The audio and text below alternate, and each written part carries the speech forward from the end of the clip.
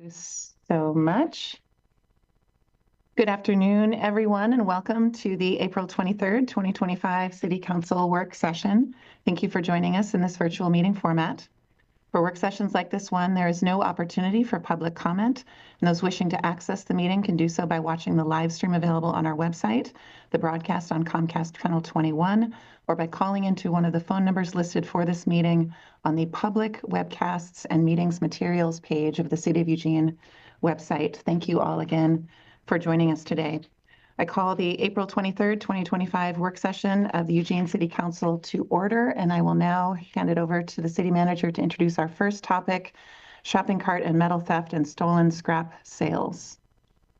Thank you, Mayor. Thank you, Council. I sure appreciate being here today. I want to take just a minute and talk about want to provide a little bit of historic perspective on just the work we've been doing over the last 5 years in particular since the pandemic, to take extra measures to clean up our public spaces and really try to improve some of the conditions that are happening out in our parks and our roadways. As you know, as part of the last biennial budget, we made probably our most significant investment by creating a public spaces incident commander, an alt response incident commander, and a downtown safety incident commander, all with the ability to provide a lot more command and control over some of the biggest challenges we're seeing. And we've seen a ton of improvements. And even with that, we continue to hear challenges. This work session poll certainly came from what I perceive to be a desire to continue learning more and making improvements. So we have a really great team here today that represents kind of a cross section. We're working across departments on all of this work. I will turn it over to our Public Works Director, Rich Hoy, to kick us off, but we do have a number of great teammates here to help provide information for you as we consider potential improvements. Well, thank you, City Manager. Good afternoon, Mayor Knutson and City Councilors. For the record, I'm Rich Hoy, Public Works Director. And my portion in the presentation is to kick off the discussion with regard to shopping carts and how we're currently managing shopping carts that we recover in public spaces around the city, in our right-of-way areas, parks, and open spaces.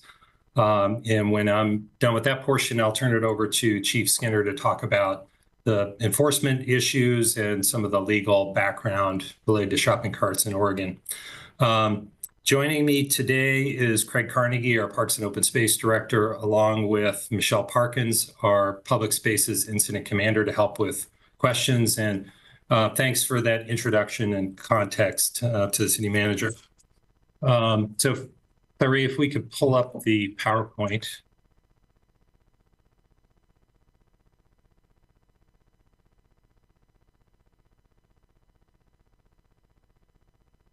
And again, my part will just be the first part here related to shopping carts and in our public spaces. So if we could move to the next slide. So as we included in your AIS, we are managing a large number of shopping carts that we're recovering annually from our public spaces around the city. So in gathering information about what we experienced last year in 2024, we estimate a total of about 1,900 shopping carts were recovered in our public spaces around the city, based upon data from Michelle and her team. And just under 900 was the number that we collected in our right-of-way areas by our right-of-way cleanup crew in Public Works Maintenance. And we estimate about 1,000 carts were recovered by our parks and open space teams. Next slide. And it's important and good that we're doing this work. There are impacts that we're seeking to mitigate by recovering the carts, as well as the material, as you can see, that is contained within them. So they pose some challenges for the community in terms of obstruction of our streets, sidewalks, and paths. In some cases, you can see they can occasionally end up in our waterways, and so that poses some environmental challenges, not just the carts themselves, but the material that can be contained within them. And managing the carts does pose some safety challenges for our staff as well as for the public. We could go to our next slide. So what we do to manage carts, as you can see, this is a shot of our staff. They are loading the material up into a truck. And we take the carts and the material that is within them that we recover from our public spaces, and we transport them to Roosevelt Yard for processing. And this takes some effort for our staff to do. So you can see they're using a lift gate in order to get the material up in the truck, securing the loads for safety. We take the material back to Roosevelt Yard, and then we have established procedures that we follow for the safe removal, storage, and retrieval of any personal property that may be included within the carts. And so that's an important step for to manage this material both safely and responsibly. And it is staff and equipment intensive, particularly for our parks and open space teams and for the right-of-way maintenance crews. Next slide. So as I mentioned, we bring the shopping carts back to Roosevelt Yard. Once the carts are emptied, any material that may be personal property is managed and stored for possible retrieval. The carts are then sorted by retailer. And we have a partnership with a company called GlideRight Incorporated. They're a large national firm. They have contracts with a lot of the large retailers operating around the country. And so they come in to Roosevelt Yard once per week, and they take the carts where they have participating retailers that they work with. And so they take the carts away, and then they're processing them and then returning them to the retailers. And it's about 60% of the carts end up going back to the retailers through that work in partnership with GlideRight. The remainder of the carts, we seek to recycle as scrap metal as many as we can, and then dispose of any that we're not able to recycle. So those are disposed of as garbage, and that's about 40%. Next slide. So just as a couple quick summary points, this is a significant effort by our staff to safely manage shopping carts in public spaces, and it's good that we're doing that work, and I just want to thank our staff for their efforts to do that. I think we have good systems in place to try and return as many of the carts as we can to retailers through the partnership with GlideRight, or to recycle as many as possible. And then just lastly, before I turn the presentation over to Chief Skinner to talk about enforcement issues, as councilors may be aware, the staff has been recently evaluating our park rules and whether to administratively institute a prohibition on shopping carts within city parks.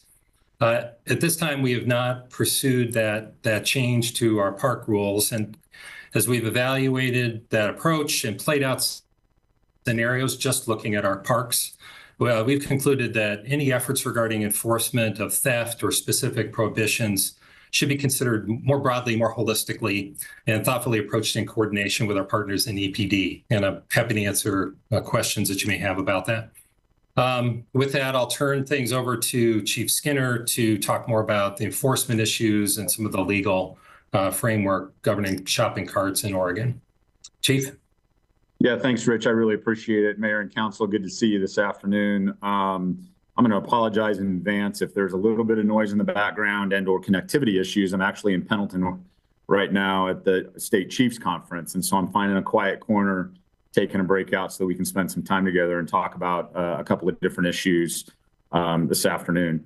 As outlined before, there is Oregon statute right now that we lean on in ORS 164, which is the theft chapter of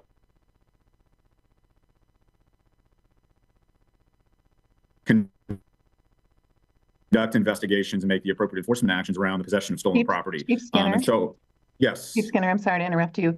We're losing you a little bit and you're freezing some. It might work better if you turn off your video to present. I know that would be unusual, but given the connectivity issues you might be having, it might help. Okay, we'll try this. Is that better? Yes. Okay. ORS 164 is our theft statute, and within that statute, there is a ORS for possession of stolen property. So the landscape for us right now around enforcement is the housing support officers, which we have 3 of those right now that are largely in place to deal with our trespassing issues and to support our public spaces team as they do various camp cleanups, have been addressing this as they see these incidents of possession of these shopping carts. The possession of the shopping cart, there is generally reasonable suspicion to believe that it's not under the rightful ownership, and so under reasonable suspicion we can make contact and do an investigation, and where appropriate we're returning carts to the businesses. And also where businesses are wanting to be victims, we're allowing for that to happen, generally with the issuance of a citation for the possession of the stolen property. Largely, the challenge has been around this space is that many of our retailers don't want to be victims or choose not to be victims. I think that tide is turning. As we talk to our largest retailers that have these shopping carts, they are more and more wanting to be listed as a victim of the stolen property, and so our HSOs are working closely with them to be able to do that. So this comes down to a matter of priority for us. We see shopping carts every single day, and in every single instance, we can probably stop and have a contact and engage in some level of either compliance or enforcement activity. It's just a matter of the resources to be able to do that. I'm pleased that the housing support officers are the ones that are doing this. I want to leave our patrol officers open to going to the calls for service that they're going to. As you know, we have very little proactive time for officers because of how busy we are, and the HSOs are the perfect resource to be able to do that. We are looking to add more resources to the HSO team, so I think we can take this on. So honestly, we have the regulatory authority that I believe we need to start holding people accountable for the shopping carts. I'm not sure we need any other regulations that would assist us in this area. The one that is out there that could be for consideration is under ORS 98.515 and 98.520, which is the unauthorized appropriation of shopping carts. That could be adopted, and that ORS speaks more specifically to what the business's responsibility is around this particular issue with regards to signage, toll-free numbers, and the collection of their shopping carts. So with that, I think the next slide is a question slide, if I'm not mistaken, and we'll want to stop here and answer any questions before we move on to metal theft, if that is your pleasure, Mayor. Councilor Groves, I see a question. Yes, thank you, Mayor, and thank you both to our Public Works Director and Police Chief for the presentation thus far. I was really hoping that there would have been some discussion between Parks and Police prior to this work session, so we would have a few more answers. I guess I'm still not understanding why we would shy away from banning shopping carts in the parks. I mean, I've talked with some of the enforcement staff out there, and they talk about behavioral problems, and almost always the behavioral problems don't necessarily rise to a level where they can evict someone from the park, but they generally are people that have shopping carts with them. So if we ban shopping carts, I'm not going to say that's going to instantly stop shopping carts from coming into the parks, but when we have problems where we don't have grounds to actually evict someone, this would be an objective way of moving people that are causing problems out of our public spaces, at least out of our parks. Councilor, thank you for that. Okay, go ahead. No, I was just going to say thank you for that comment. In fact, police and parks have had lots of conversations about this. I've got park officers that are doing this work in the parks. I think the challenge that we have is there's plenty of park rules being violated, generally speaking, that allow us the enforcement ability for people in parks. I think the thing we're cautious about is removing shopping carts from parks and open space just moves them onto the sidewalks and the adjacent property. And so we wanted to be thoughtful about what we were trying to do and what we were trying to accomplish by just moving the problem around. We have a tendency to do that a lot. And we didn't want to create yet another instance where we were just moving the problem around. So I think those were some of the considerations around evicting shopping carts out of the parks and open space and where they would end up in the other place. Whether they're in the parks and open space, whether they're on the sidewalk, if my HSO sees somebody with a shopping cart, we're gonna start engaging those folks, and we're gonna start doing the investigation, and likely gonna have to confiscate the cart. And then we're responsible for all the belongings in the cart. So that's yet another piece of this that we have to solve for my officers. I don't want them tied up for hours on end for a theft of stolen property, which is a low-level theft. So there's just a lot of competing considerations when it comes to the enforcement aspect. Thank you, Chief. I recognize that it's an issue of prioritization, and I'm not trying to come down on you guys for this. I'm just trying to find solutions to problems we're having. Quite frankly, I don't think stolen property should be allowed in any public space anywhere at any time. But I also understand it's a matter of resources and how we apportion those. I was interested in maybe starting with the parks as a kind of a beginning point, and then see how that goes and work out from there. But I know it's a problem. I've seen it myself. I've heard about it plenty from constituents, along the Amazon through my ward. That's been a continual problem. And a lot of the carts I've seen are actually in the Amazon Canal, which I think our Public Works Director did a good job of pointing out the problems of that. Again, my interest is in finding tools that help with enforcement, that can be discretionarily applied, based on resources and availability, but still that we have rules that govern our community and some of these behaviors. Thank you, Mayor. Mayor, I'd like to just jump in and just add a little bit more to that, and then I promise I won't jump in on all of them. Yeah, you and I have talked about this a lot, Councilor Groves, and I, agree, and I think we're all looking for what are those incremental solutions. I think one of the things that I'm looking forward to hearing how everybody kind of lands on this, because one of the concerns is, at some point we can't ban wheeled. We won't be able to ban all wheeled anything from parks, because then we're actually, getting in the way of lots of different activities. And so, this is a pretty resourceful group of folks.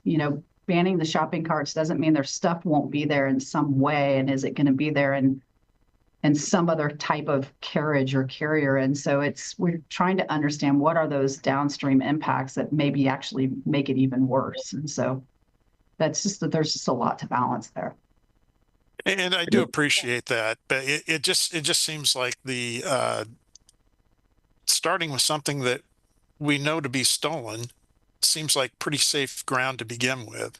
I mean, I suppose you could take rollaway carts too, but again, those would be stolen as well. So I think it seems to me we'd have pretty solid footing if we stick to things that have been taken from somebody else. Thank you. Councilor Groves, just a quick comment about that. So as pointed out to me, still possession of any stolen property within the parks violates park rules. And so by virtue of those carts being there, if they're in fact stolen, then that would violate those park rules and allow us to remove those. This may just come down to this council and the city leadership asking me to make a more concerted effort with my resources to pay attention to this issue. You're going to hear in the next presentation about some adjustments we've made around metal theft and the difference we're making there, the positive difference we're making there. I may suggest we just start with a concerted and focused effort around this particular issue and see with our existing regulations that we have under ORS to see if we can make a difference. That would be wonderful. Again, I'm not trying to create more policy. If we can use existing policy, existing laws to accomplish the same thing, I think we should be looking at it. Thank you. Councillor Clark. Thank you, Mayor. My feelings on this mirror Councillor Groves have for a long time. Chief, I know that you and your officers are burdened beyond the capacity for a normal person to be able to do the jobs you've been tasked with doing. I know that's true. I'm not a law enforcement professional, so you know more than I do about the best way to attack and tackle a problem. I hear things about broken window theory and other things like that and think some of that makes sense to me. But maybe you could talk about why or why not it's a good idea for the time necessary and the effort involved to do more enforcement on stolen carts and just say, hey, you know, we're going to create a culture in our community where that's just not tolerated. It's just not okay. Well, why is that worth the effort or not worth the effort, time and money wise? Well, you know, I certainly only have 7 years of history here, and so the shopping cart issue has long predated me around the cultural phenomenon and the acceptance or you know, of seeing shopping carts being pushed to and from locations with people's belongings in them. We have to, you know, culturally unwind that a little bit to both as a police department and as a community. You know, you know, when we think about competing for resources, we have found many other things that have risen much higher than Sure. addressing shopping carts. Concurrently, you would hope you have a sufficient amount of unobligated time and proactive time to be able to take those types of things on. I think we're in a unique space, though. For the first time in the history of the department, we actually are starting to pull together a special team that addresses some of the housing support issues that officers are seeing, and trying to point people to the right resources, some of which take us up on it and many don't. But it's this team, and adding resources to this team feels like the right mechanism by which we can start addressing some of these kind of quality of life types of crimes that we're seeing, up to and including shopping carts. I'm not suggesting shopping carts is going to be the sole focus of this team. There's plenty of other things that this team focuses on with respects to this, up to and including House Bill 4002 and a lot of the drug use that we're seeing in our community, and petty crime and shoplift, and they're doing a lot of that work.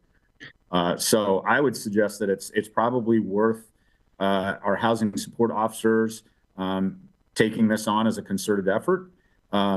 Start to shift our thinking around this and see what kind of ground we can gain. See if it's effective or not.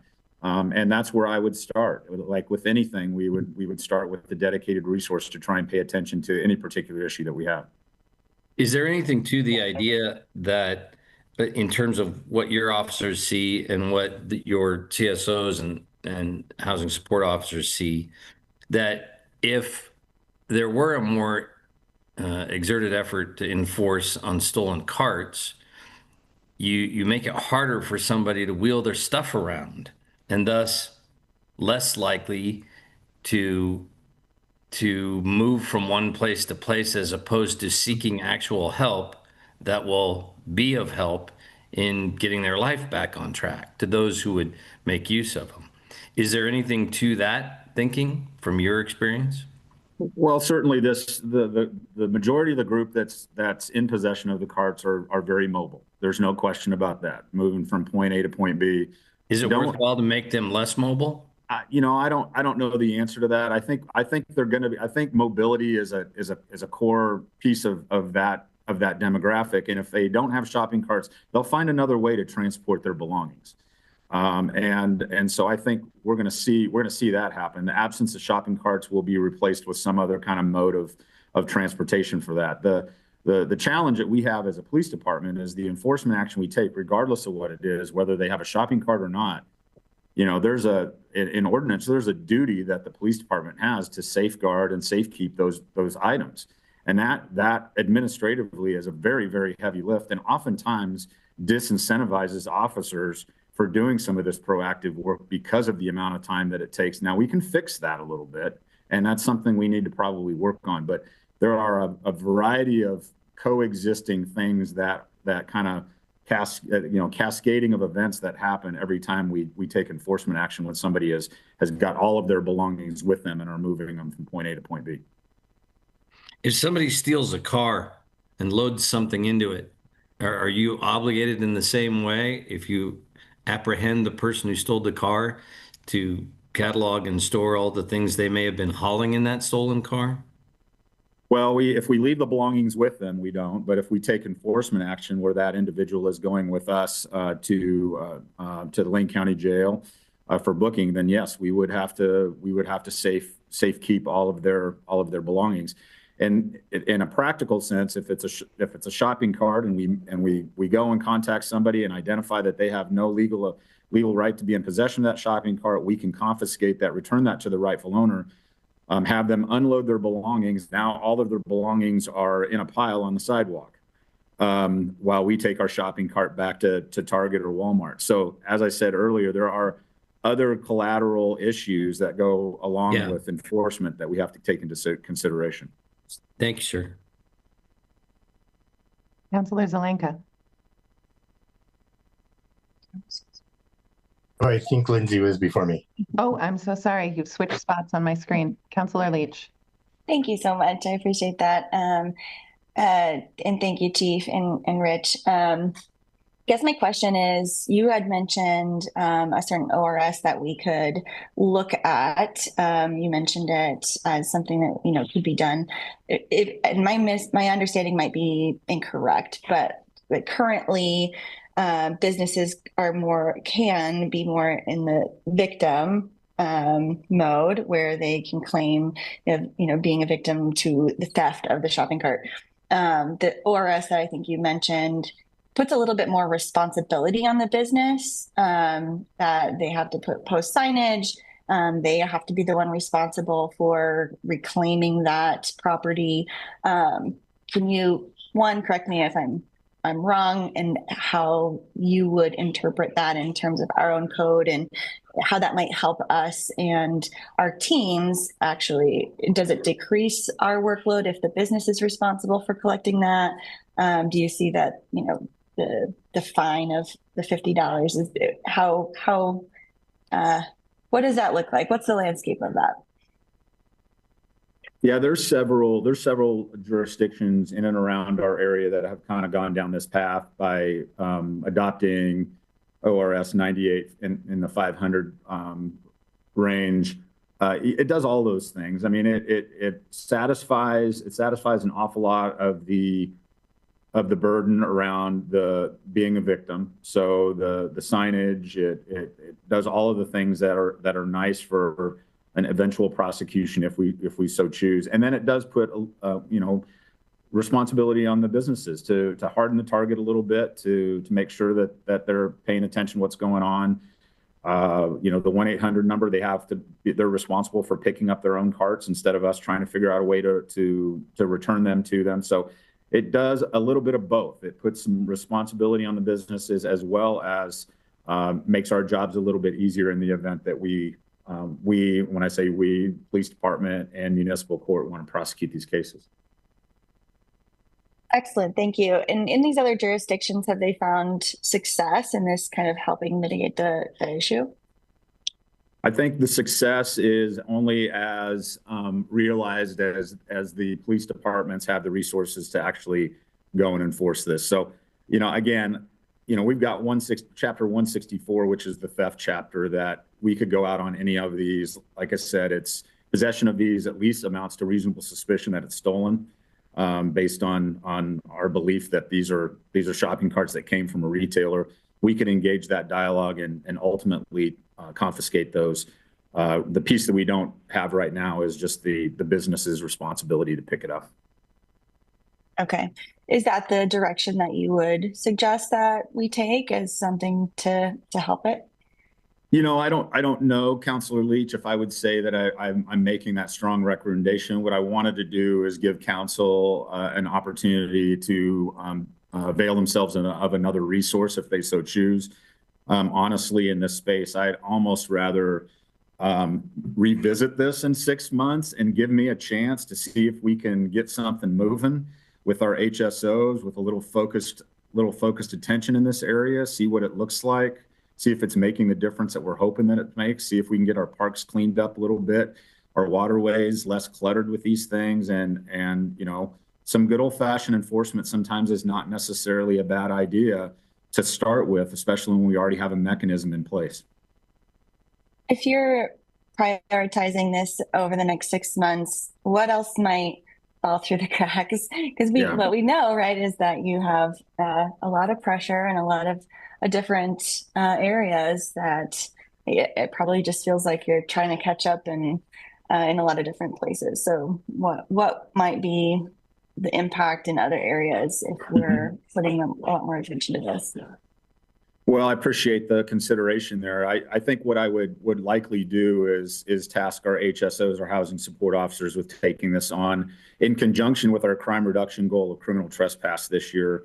We're going to be adding some members to that team. So we may have 4 to 6 members of that team that are really going to focus on reducing our criminal trespass. And one of the collateral benefits is going to be some shopping carts and other types of crime that we think will eventually come down. So I would stick with that resource to really be focused on this and just keep our patrol officers and our shifts freed up to answer all the other calls for service. That's where I would start and see if we can make a difference. Great. Thank you so much for answering my questions. Councilor Zelenka. Yeah, thank you, Mayor. 1,900 carts seems like a lot.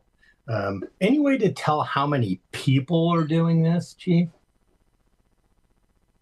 I mean, probably the same people doing it over and over again. Yeah, it's Councilor Zelenka, thank you for the question. I'm not sure we've got good data on, what we know is this is not 1,900 unique individuals.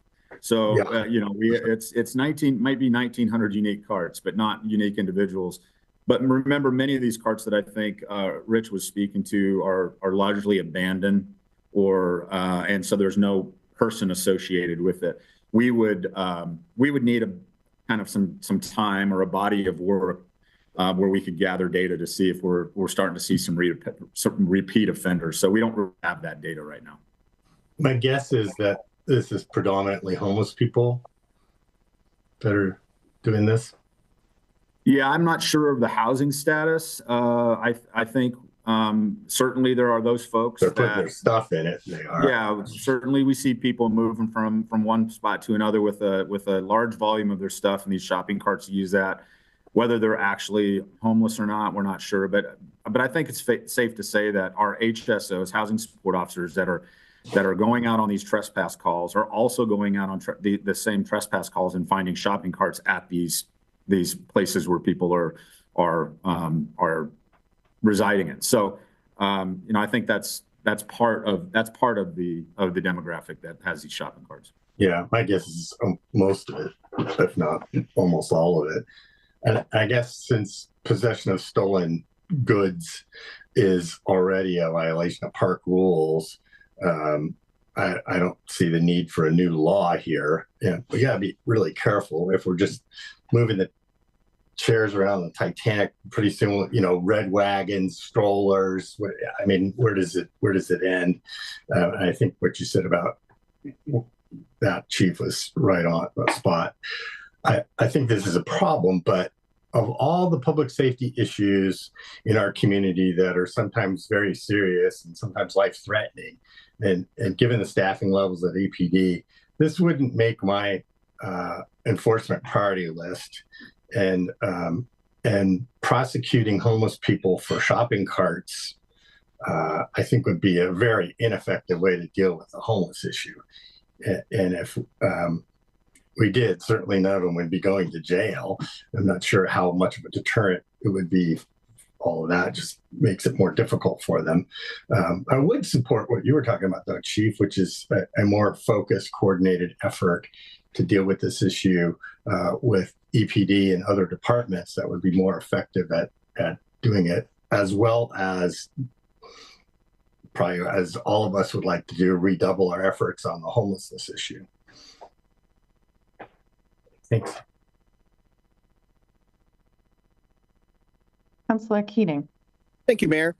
From a mobility justice standpoint, and first of all, thank you, Chief. Thank you, Rich.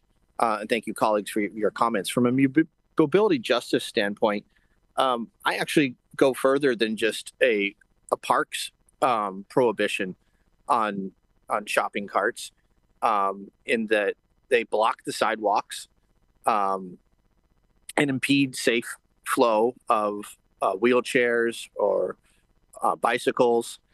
And, you know, we're already known as the bike theft capital of the world. Do we want to be known as the shopping cart theft, or the shopping cart, the shopping carts in parks capital of the world? I would submit not. Shopping carts are meant for shopping. I would be curious to hear from the business community, if they receive reclaimed shopping carts, how many of those get cleaned, sanitized, and back into the mix? How many of our grocery stores are adopting what Fred Meyer's done to have, I guess, an alarm system, for lack of a better term, or a locking mechanism on the cart if it moves past, X amount of yards from the shopping center? There's a cost burden associated with that. I've gone to Rite Aid and been told that there are no more carts, not the carts, excuse me, the baskets, because they've all been stolen. I think it's perfectly reasonable to have, whether it's from a policy standpoint or just adopting a rule in parks or throughout our community, that says shopping carts are for shopping. Now, that being said, I also recognize that the fastest demographic of unhoused individuals are women 55 plus, and it's concerning that there might be mobility issues for women using a shopping cart as a walker. That's a fundamental failing of society. So while at the same time, I would long for a parks prohibition, or excuse me, a shopping carts in parks prohibition, I would advocate for increased investments in services so our most vulnerable community members aren't just, left with literally nothing on the streets, and are, as other councilors have pointed out, pointed to the appropriate services. So does this rise to the top of the priority list? Well, certainly not. It's not life and death, but it's part of the overall livability factor of our community. And I think it's worth exploring. I appreciate the chief enumerating various ORS that already exists about enforcement of stolen property. But the piece that confuses me is not like there's a bill of sale. It's not like there's folks out there who are selling shopping carts or gifting shopping carts. Assumingly, I think it's reasonable to assume that any shopping cart we see out in the community that isn't in a parking lot or in a store, is it reasonable, Chief, to assume that those are stolen? And what sort of education or light enforcement can be adopted rather than this council taking a policy action today? Thank you for the comments and the question, Councilor Keating. I think it's safe to say that you could develop a reasonable suspicion anytime you see a shopping cart well away from its home, its shopping cart home, for lack of a better way to put it, there's reasonable suspicion to suggest that it's a unauthorized or misappropriated cart. And so that gives us the legal authority to be able to engage in at least an investigation to start with, to see if we're able to get it. Possession of stolen property is a tough one to prove, because one of the elements of the crime is you have to prove that the person that's in possession knew it was stolen. And oftentimes what we hear from people with shopping carts is that they found the shopping cart. So it's basically appropriation of mislaid or stolen property, and they found it. Very few people are going to admit, yep, I walked into Albertsons, grabbed my shopping cart, and walked off the property because I needed a way to move my stuff. So, that's our role, is to be able to do that that investigation. And from time to time, there are some of the older shopping carts that have been given away to certain individuals. So not 100% of our shopping carts are actually fit neatly in that mislaid or stolen property category. So it just really involves some in-depth conversation. As far as enforcement is concerned, there's likely not going to be a custody arrest for these things unless there is a coexisting crime like warrants or possession of other stolen property with them. It's likely going to be a citation at best, and more likely than not, a confiscation with a warning and a return of the shopping cart to the business. Now, the piece of this that's interesting is if the business really wants to prosecute, if they want to be a victim and they're demanding prosecution of somebody that has their shopping cart, that's a little bit of a different conversation that we have with them. But we don't see that happening very robustly from our retailers.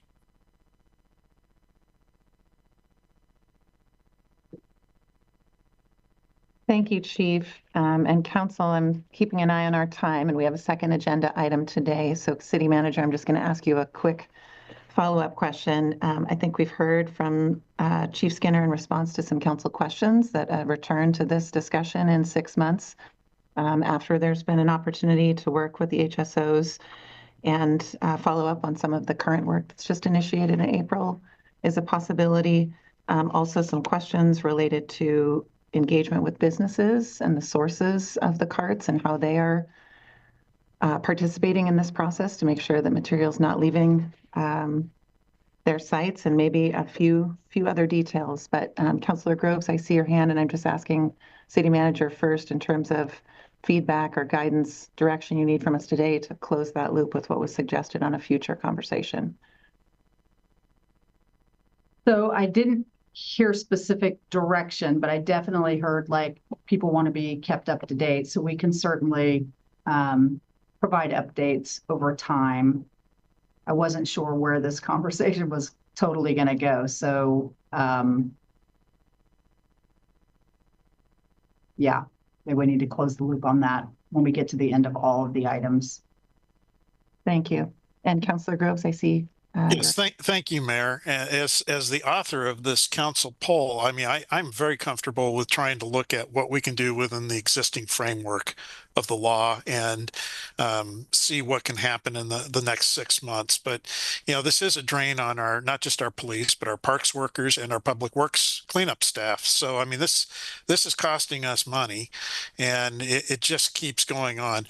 But my main question I wanted to ask before we go to our next work session on panhandling, was there going to be any more on metal theft that we discussed today? So That's a question. Yes. I think the chief looks frozen right now, but yes. Yeah, there's another portion of the presentation that's on metal theft that our staff and EPD were going to run next. Council, seeing no other questions, let's move on to metal theft discussion.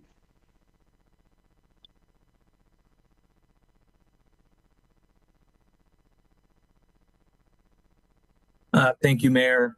Good afternoon, Mayor, City Councilors. For the record, my name is Jacob Burke, and I'm the investigations captain at EPD.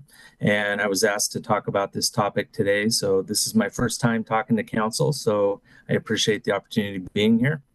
I'm going to go over just a few slides, talk about it at a high level, what the problem is with metal theft, what we're experiencing. Oh, and I will apologize in advance. I'm also out of the city and my connectivity is pretty poor. So please interrupt me, and I might have to turn my video off. So I'm going to talk about metal theft just at a high level, what the problem is, what the impacts to our community are, and then some laws regulating it, and then what we're doing to address the problem. So historically, in my 29 years in law enforcement, this is a cyclical problem.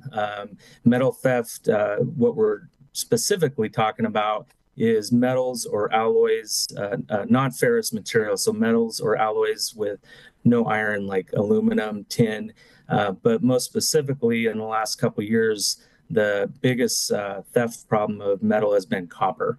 And so we're seeing a trend of a lot of thefts of utilities, with some of the biggest victims being Lumen, the city of Eugene, business contractors. And what we're seeing is a lot of individuals that are committing these crimes, and it's a crime of opportunity. Oftentimes, by testimony from the people that we've contacted or arrested involved in these crimes, it's driven often by substance abuse disorder. These people are going out and committing crimes, breaking into utility boxes, and then taking the metals to recycle businesses to get quick money for the metals. So next slide, please. Some of the biggest impacts that we've seen, lengthy service disruptions and project delays. These vandalisms pose significant public safety risks, and then there's a pretty significant high financial cost to replace the stolen copper repair damage to the infrastructure. Next slide. This is just a slide that gives us a visual on really the estimated loss. This is just from Lumen. So from February of 2024 up to current, it's about $1.2 million in losses associated with the vandalism, the cost of repair, and get things back running. Next slide. Recently, Lumen utility wires were cut and removed. It resulted in disruption of thousands of lines of communication. So that's a huge risk to our community. It takes, several hours up to days sometimes to get these utilities back running. So next slide.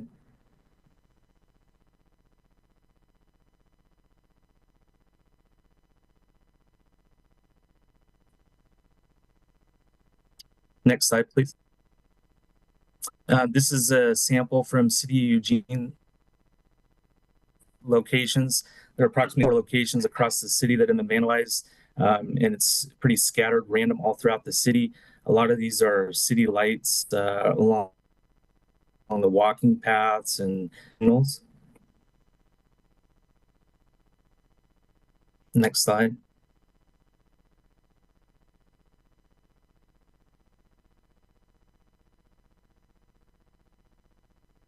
Jake, you might have to turn your camera off too. Okay. Okay. So some of the laws that are in place to regulate, or some of the laws that are in place, obviously Chapter 164 covering theft and theft of loss of mislaid property, also criminal vandalism, criminal mischief in the first degree for tampering or vandalizing utilities. ORS 165117 really regulates for metal recyclers, prohibits cash payments to private party individuals, not LLCs, and then also requires detailed records of transit recycle companies, including seller ID and metal descriptions.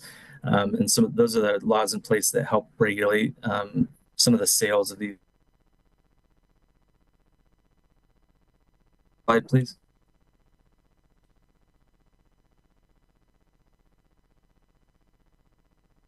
So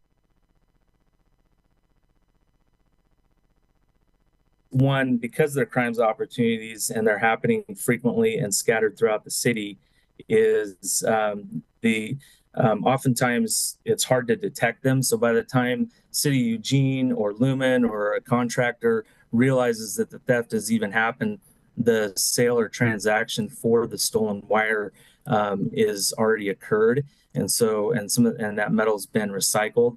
So by the time we get notified, there's very little evidence to fall back on. Also, when they strip the wire, there's very few identifiers that allow us to track the wire back to like the location that it was stolen from. And then when it's changed hands, then it's all to show proof of who stole the wire exactly. So there are some barriers to working some of these cases. Good news is we've recently started prioritizing resources to look at this problem since the thefts have been increasingly higher. we've taken detectives in our property crimes unit and went out and made regular contacts with our metal recycle businesses. And what we found out was that there's a widespread misunderstanding of the ORS 165117 and the requirements for paying cash to individuals, private party individuals. And we've gotten very good education out of it with the recycle companies. We've also made a recent arrest of a person that was prolific in committing a lot of these wire thefts. And interestingly enough, in the testimony or conversations with this person, they even commented on how difficult it was now to sell the stolen wire because of some of the contact, because the local recyclers in Eugene were not paying cash directly for them. And so it was impeding his ability to be paid quickly for the thefts and stuff. So we also had Lumen talk to the detective and say that they've seen a decrease in the thefts over the past month since we've been having regular visits with the recycle companies, and we're getting good feedback from them as well. So we've had that's probably been the biggest impact that we've seen is just we're trying to do weekly visits and regular contacts and getting compliance for the regulatory statutes that are in place already. So next slide. And now I guess it'd be time to open it up for questions.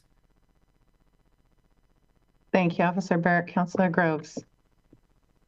Thank you very much, Captain, for the presentation, and that's good news that we're starting to see a difference being made out there. I think this is incredibly important. I know it's metal theft has hit my ward particularly hard with some very large thefts and damage of equipment and as well as public property. So I'm happy to hear this.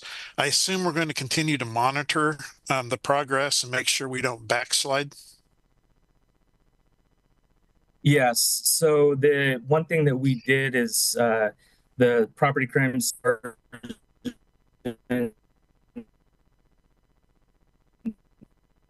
You're frozen again.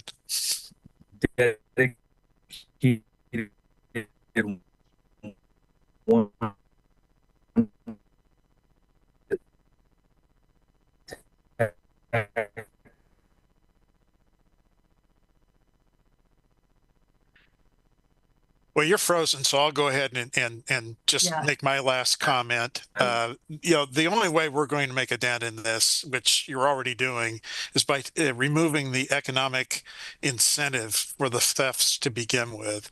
And if we can keep on that trajectory, I think we will see in our community a big change. Our residents, our businesses will see a big change. And that's really what I was hoping to have come out of this work session today is a plan, but it sounds like one's in place. And as long as we're making good progress, at least as one counselor, I'm happy and satisfied with that. But I would like this to be something that we continue to monitor, and when law enforcement statistics are given to us, maybe a category that includes this and showing how our trend is doing, and hopefully it continues to trend down. Thank you very much. Yeah. Thank you, Counselor. And I apologize for the freezing of the screen. The answer to your question is yes, the detective meeting with the recyclers regularly, and we're seeing a lot of benefit from it. So we do plan to move forward. Councilor Zelenka. Officer Burke, no need to apologize for the internet. So this is a great success story for EPD. Good job. I'm very impressed. Years ago, this was a big problem, and a friend of mine was remodeling their house, and down to the studs, and they did all the rewiring. Someone came in and installed all the wire. It cost them like $10,000-$15,000 to redo all the wiring, and then the legislature finally made a law change, which maybe Chief, you can help here, or Officer Burke, where they required they can't just give cash out. They required an address and they would mail you a check, as I believe. Maybe you could clarify that for me. And then it just kind of disappeared. It wasn't an issue. And so now it's risen again as an issue. Is that because people are skirting the law, and the fact that you guys have kind of gone and made sure that they can't do that anymore, and the rest of the bad guys is made this have it go away a little bit more? Maybe you could clarify what the law change was, what was going on, and what you guys did exactly, so because I can understand this a little better, because I'm a little I don't have a clear picture. I'll take a stab at this. Hopefully my connectivity is a little bit better, but so what happened back in the day was almost concurrent with when Oregon legislature changed the laws around precursor chemicals at the height of the methamphetamine production, because what we were seeing is production of methamphetamine and prolific methamphetamine use and metal theft were concurrent, and they were connected, very closely connected. So when they put into place certain rules for gathering of personal information from somebody that is buying precursor chemicals, they also did the exact same thing for people that are selling metal theft. And interestingly enough, also around some of the pawn shop types of regulatory language as well. So what's happening, and what was happening, is I think our recyclers and retailers got a little bit lax in what their duty was. Some of them didn't know exactly the specifics of that law.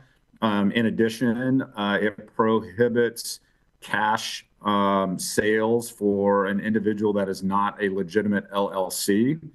And so, what we saw, we just saw some cash sales happening because, again, they were not as up on the law. So what our detective has done is they've gone out and they've educated all of our recyclers, put them on notice. The recyclers want to play by the rules, that we've not had a recycler that's trying to, push back at all, playing by the rules. And they've really buckled this down to the point where most recently a fairly large recycler had somebody come in with some copper wire that looked like the insulation had been burnt off, which is an indicator.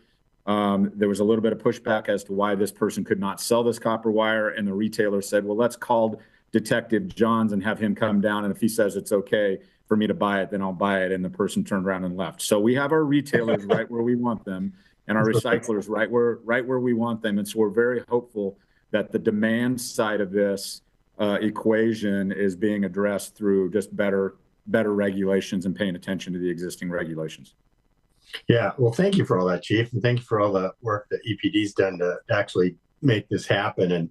And it is a success story, and let's keep it up. Thank you. I think maybe it's just a periodic going back to the recyclers and making sure they understand the rules, and people don't get away with it. Great, thank you. Council, just a quick time check. We've got just over 30 minutes and one agenda item remaining, and I see Councilor Clark in the queue, and I'm hopeful we'll get to our discussion of vehicular unlawful transfer on vehicular portion of the right-of-way today. Councilor Clark. Thank you, Mayor. Chief and Captain, I appreciate your presentations. It sounds like you have all the tools you need, but I guess call me hopeful, but I'm extremely hopeful that we're going to see an increase over the next year or two in new construction of new homes and in new construction of multifamily units. And as a result, I suspect that the construction zone that councilors, I think it was Councilor Zelenka, I can't remember who it was that mentioned it, targets of new construction being an opportunity for wire theft can be decreased by the efforts you've already done. Are there tools that you don't have at this moment that would be helpful in terms of, an ordinance that says only some certified businesses can sell metal, anything at all like that, or some other ordinance that would be of assistance as a tool? We've had this discussion because we always want to be able to bring council some options if in fact they're asking for some around what helps us to do our jobs more effectively and efficiently. In this particular case, I think we've got the right regulation in place. We certainly have the right statutory authority to make arrests and do investigations. Quite honestly, as Captain Burke mentioned, it's a crime of opportunity that often happens in the quiet morning hours in the middle of the dark corners of our community.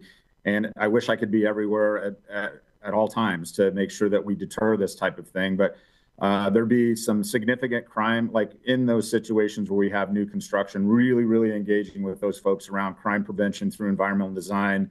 I know that we're trying to repurchase our Guardian trailers, which is our camera trailers that businesses love having on their property. We're trying to leverage that. I do think that we have some technology coming online with Lane County and Springfield, coming up with LPR, which is license plate reader technology to help us. And it was specifically in place as a result of an organized retail theft grant that we were awarded. All of those things, I think, are going to help with our retail theft, and especially our organized retail theft up to and including metal theft. So I think we're in good shape right now. And again, something maybe we can revisit and just stay super vigilant with these recyclers and see if we can make a difference. Thank you, sir.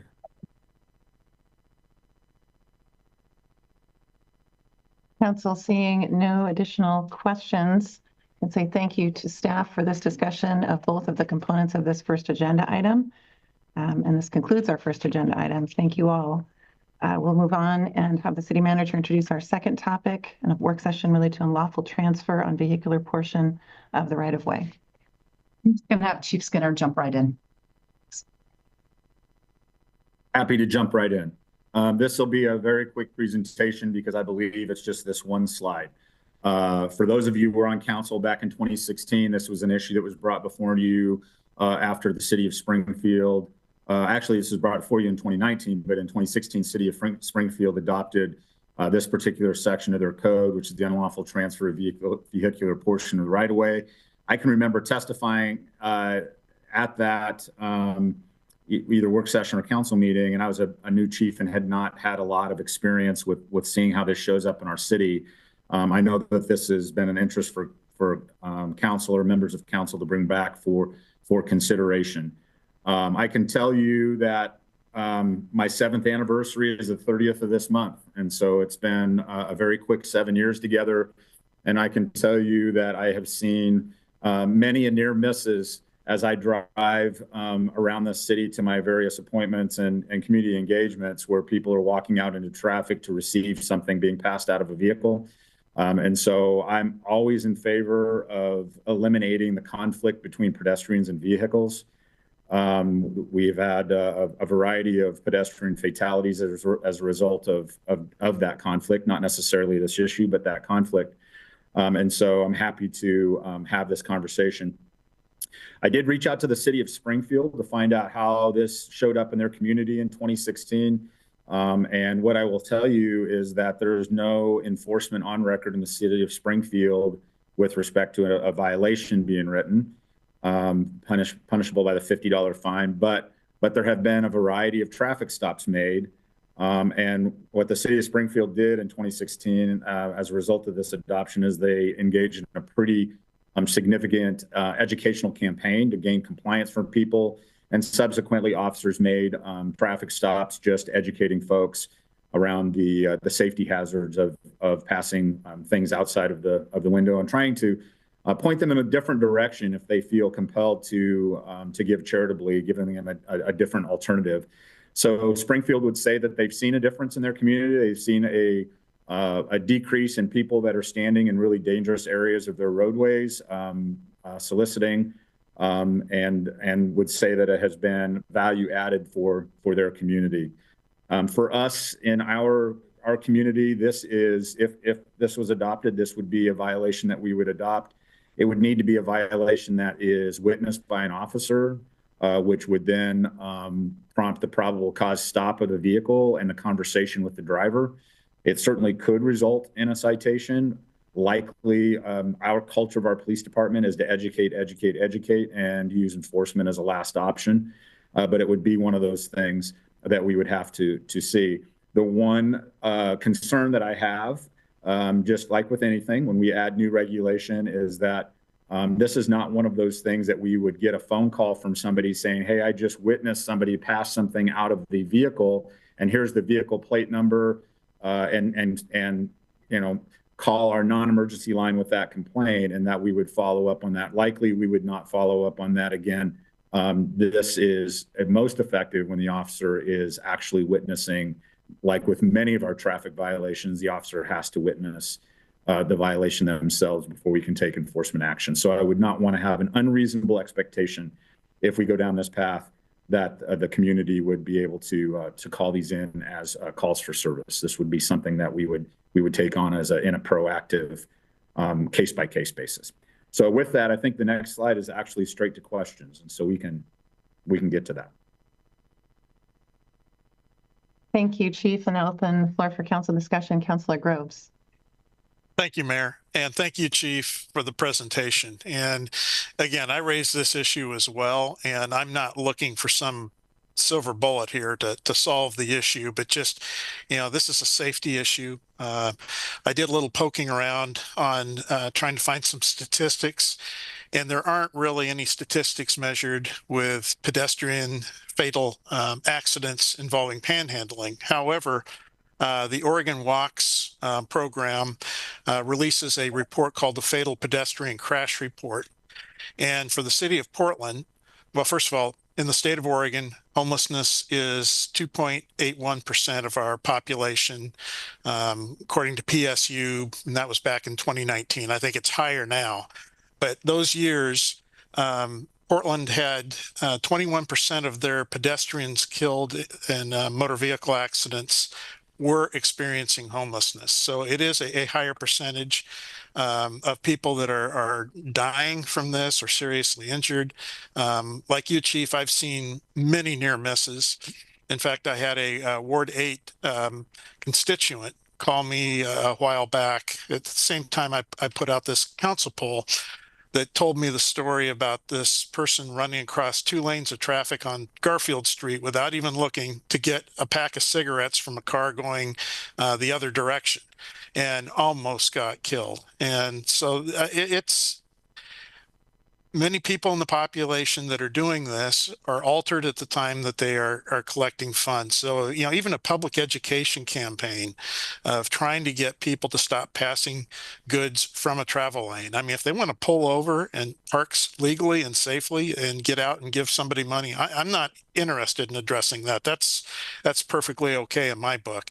It's just in the travel lanes and the dangers that it poses, and also the disruption to traffic flow.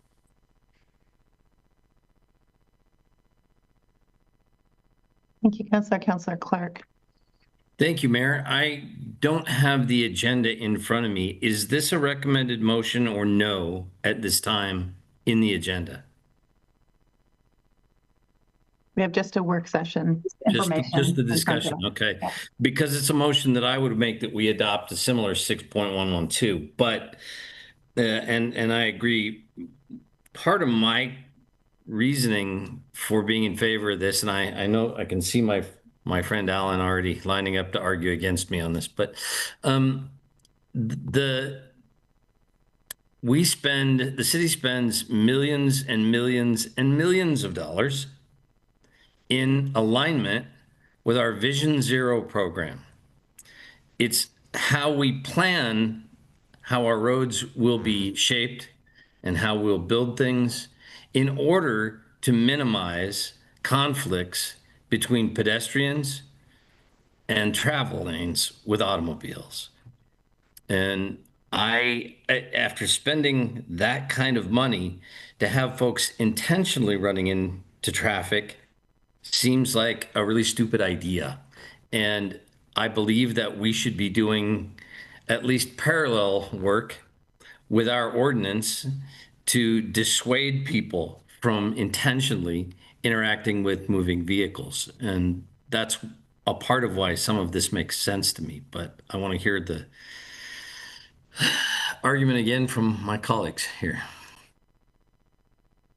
Councilor Zelenka. Thank you, Mayor. Of course, we're all always concerned about safety and decreasing pedestrian deaths. That's a no-brainer. When we discussed this back in 2019, we got an opinion from the city attorney that this law was probably unconstitutional, and as a result, the city council did not adopt this. It was 2-6. Mike was on the affirmative side. It still is.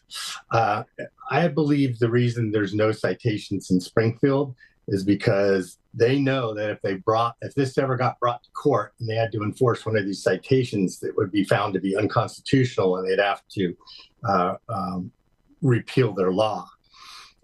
So personally, I find it abhorrent to pass a law that we know to be unconstitutional, but we would never enforce. That's a super slippery slope to go down. So there are other ways to increase pedestrian safety that are both lawful and constitutional. And so I urge my other counselors to take this one to heart, because this is a pretty slippery slope that we'll have. And in Eugene, it'll probably get brought to court and found unconstitutional if it weren't enforced. City Attorney, are you in response? Yeah, I'm going to weigh in because that is that I actually advised back in the day that this was probably not unconstitutional. I don't believe that the structure of this statutory and the regulation is unconstitutional, because we are not in any way regulating speech. We are regulating the conduct of the vehicle that is within our right of way. And so the person can stand on the street corner and hold any sign and say anything they want, and there is absolutely no regulation on that. We are simply, as we do with all of our traffic and parking, we are regulating the vehicle within our right of way. So no, I don't believe this is facially unconstitutional.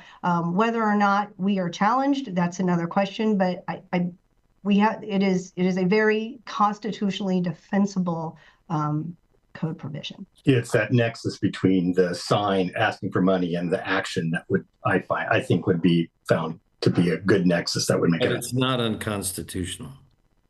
I haven't found any case law that that would lead me to conclude. And as you've known over the years, I'm not going to be shy to tell you if I think we're at a constitutional risk. There was many discussions around requests near ATMs and vagrancy laws and all of those, all of which I advised you would be unconstitutional. So this one, I have not found any case law that would support that conclusion at this time.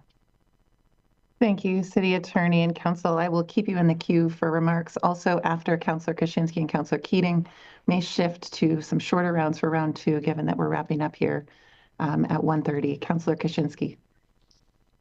Yes, to clarify what you said earlier about the enforcement of this would have to be, for example, an officer, maybe conducting traffic stops out there, checking for speeding or red light running and seeing this behavior happening. And then as part of that, this wouldn't be something where you would have someone call it in, anything like that. Like, they just have to witness it either through a clear enforcement effort, or they happen to do it right while they're sitting there. Is that right? That's correct. So likely the way this shows up in our community is you're sitting in a line of traffic waiting for the red light or the stop sign for your time to go, and you witness somebody passing something out of their vehicle. You would have probable cause to make that traffic stop and educate that person that that's against city code. How much dedicated traffic enforcement are we doing? So, folks sitting out there watching the red lights, watching the speeding, things like that, as opposed to more sort of traffic enforcement happening because someone happens to run a red light in front of an officer? The majority of our focused enforcement centers around our motor team. So the motorcycles that you see in and around the town, that's exactly what their job is to enforce our traffic laws. And that shows up in a variety of different ways: speed enforcement, red light enforcement, school zone. We take on those different projects in those problem areas.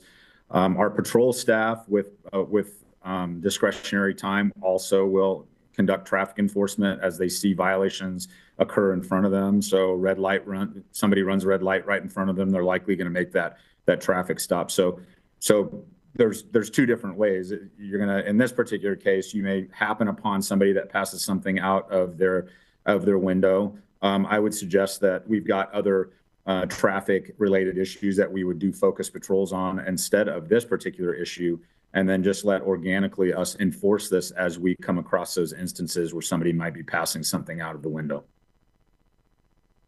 One of the things that I've had some serious concerns about has been increasing disregard for our existing traffic laws, particularly surrounding red light running. I don't have speeding. I don't necessarily have data at my fingertips, but certainly from an observational perspective and from what data I do have, that has been a problem that has been getting worse. And I'm hopeful that increased enforcement can help turn the tide on that. But also I feel like if we pass regulations that we are not going to necessarily enforce in a robust way, that isn't necessarily good, because then we have these rules that we're not making people follow.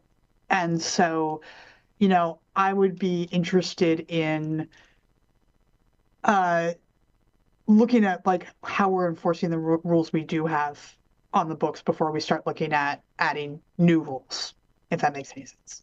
Yeah, it makes sense, but I would also say that our entire code, our entire traffic enforcement chapter of 800 in the ORS is we're not enforcing in a robust way. It's law after law after law that we have at our fingertips to be able to enforce when we see those infractions occurring, and it's under enforced in every area. And so I'm less concerned about adding yet another code provision because it is going to compete with everything else, just like everything competes with itself now.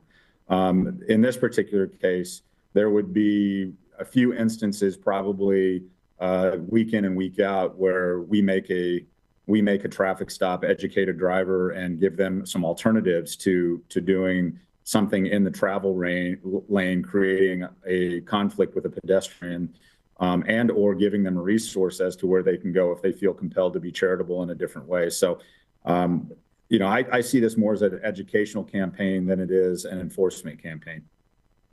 Thank you. And thank you for the presentations today. They were very informative. Councillor Keating. Thank you, Mayor. I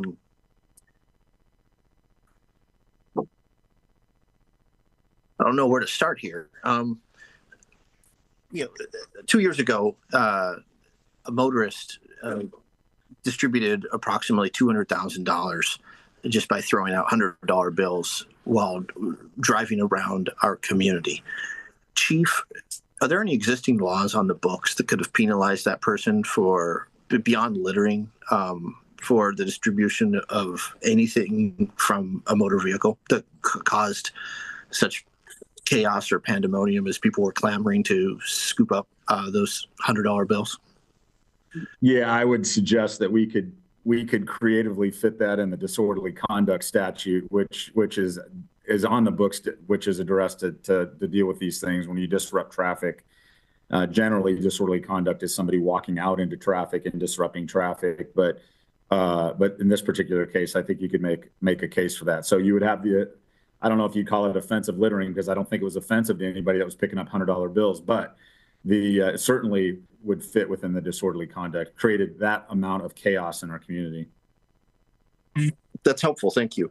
While a motorist may be clearly distracted, it's not lost on me that the person occupying the median or impeding pedestrians or the safe flow of cyclists on the sidewalk is a significant safety concern.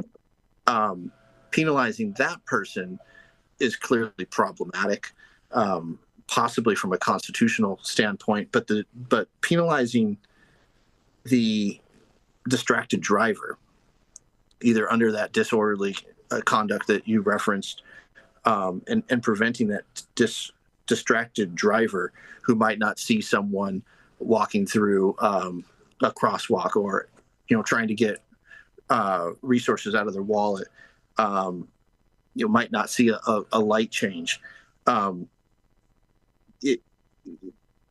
Penalizing them through a pathway of education, and then ultimately, if those dollars could even be earmarked for ameliorating houselessness or combating. Well, I'll leave that there. Let me ask this, Chief. Is there any instance in your department where fines associated with a certain activity go toward a certain project or is there any direction or department that not benefits, that's not the right word, but can just secure resources? For example, if there was, well, let me just ask blankly, is it possible to attach a funding pathway if there's a fine associated with this disorderly conduct or even a new or new statute? Is there a way to put those dollars toward a certain bucket of resources, or is it just kind of all? Do fines just kind of all show in the general fund? My answer is likely going to leave you wanting a little bit. The first thing I'd say is distracted driving is on our books, and we ORS and Chapter 800, and we do a lot of focused enforcement around distracted driving because that is a huge problem in our community. Whether it's cell phone use or other types of distracted driving under the statute. So that would be one of those areas that we do focus on, especially with our traffic team and those motors. With regards to the fines, I think it's a bit of a misnomer that somehow the city makes a bunch of money off of traffic enforcement. There's very, very little money that is after all the administrative costs and the cost sharing that happens in that. And I don't know the exact structure through a municipal court on how those fines break out. But I've never in my career ever had a specific ORS or statute or ordinance that resulted in a citation that specifically earmarked those funds for a special initiative. Not saying it can't happen. I'm just not experienced enough to know whether or not that can happen in our system. Okay, thanks. Mayor, in my last 5 seconds, I would just submit that when this was last brought to council, it was a 2-6 vote. There are 4 new councilors who are on council at this juncture and haven't had a chance to vote on this. And I suspect that number would be very different, possibly a 4-4 or shift direction. So I would look forward to taking a vote on this in the near future. Councilor Clark. Thank you, Mayor. I move to direct the city manager to return to council for discussion and further consideration with a mirrored version of Springfield Ordinance 6.112. And if I get a second, I'll speak to that. Second.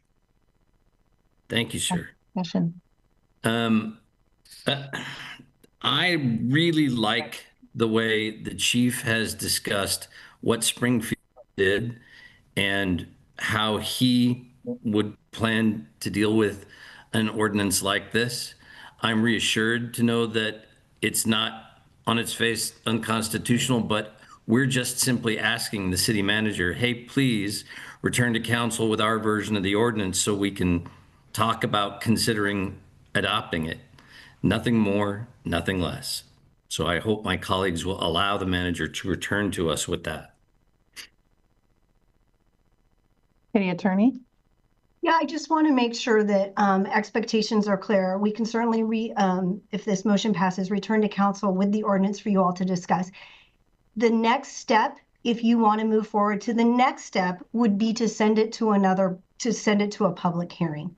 So you wouldn't, even though you had a public hearing before, because that was voted down, you just need to go through your adoption process again. I wanted to make sure that was clear. Thank you very much for that clarification of process. Now take a vote for this motion. All in favor? 1, 2, 3, 4. All opposed? 1, 2, and the motion passes by a vote of 4-2. Thank you for that discussion and presentation, staff and Chief Skinner. With that, this concludes our agenda for today. Mayor, Yes. since we had 2 counselors absent, doesn't it still require 5 to pass a motion? Majority of the council present. Present. Thank you, Councilor Zelenka, for that clarification, though, for all others following along at home. Councilor Kaczynski, I see you also have a question. We didn't get a chance to discuss the motion before we voted, so I just wanted to clarify. I think one of the things that we as a council, or one of the things that I think about a lot at council, is what are we asking our staff to do and where are we focusing their energies? Because we do have a lot of things on our plate and a lot of priorities. And so the reason why I voted against this was because in the scale of the many, many priorities we have, this wasn't high enough on the list to say, let's start a focused effort on this and let's spend resources to do this. So that's a little bit of where I landed with why I voted no on this. Thank you, Councilor.